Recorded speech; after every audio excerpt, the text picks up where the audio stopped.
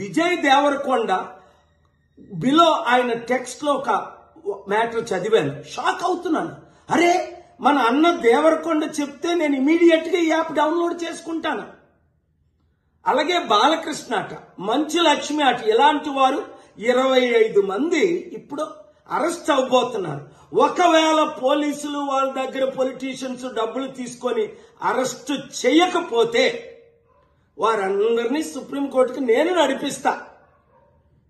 ప్రకాష్ రాజు లాగా మీరు కూడా తప్పయింది అని ఓపెన్ అపాలజీ చెప్పినంత వరకు, 2 మీరు సంపాదించిన డబ్బు ₹1 అయితే 1 కోటి, 10 కోట్లు అయితే 10 కోట్లు, 980 మంది ఆత్మహత్యలు చేసుకున్నారు. అంటే వారిని మీరు నరహత్య చేశారు.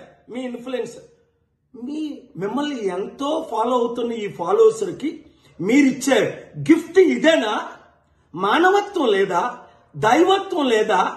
రాక్షసుల్లాగా వాళ్ళ జీవితాల్ని మీరు దోచుకోవడమేనా? ఎండ్ ఆఫ్ ద డే మీకు మిగిలింది ఏంటి? ఆత్మకు శాంతి కావాలా? మనసుకు రక్షణ కావాలా? నెమ్మది కావాలా? ఫ్యూచర్ మంచి పేరు కావాలా? లేదా చరిత్రహీనులుగా మిగిలిపోవాలా? ఆలోచించండి. 72 గంటల టైం మీకు ఇవ్వకుండా బిలో ఆయన టెక్స్ట్ లో ఒక మ్యాటర్ చదివాను, షాక్ అవుతున్నాను. అరే, మన అన్న దేవరకొండ చెప్తే నేను ఇమీడియట్ గా ఈ యాప్ డౌన్లోడ్ చేసుకుంటాను.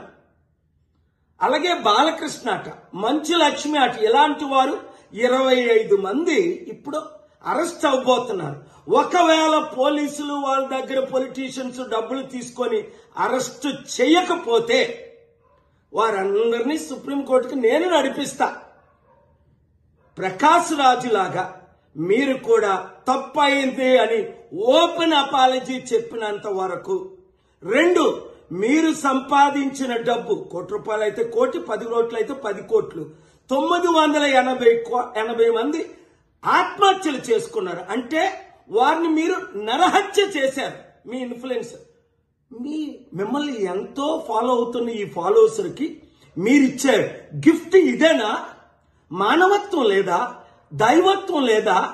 రాక్షసుల్లాగా వాళ్ళ జీవితాల్ని మీరు దోచుకోవడమేనా? ఎండ్ ఆఫ్ ద డే మీకు మిగిలింది ఏంటి? ఆత్మకు శాంతి. ఇమీడియట్ గా ఈ యాప్ డౌన్లోడ్ చేసుకుంటాను.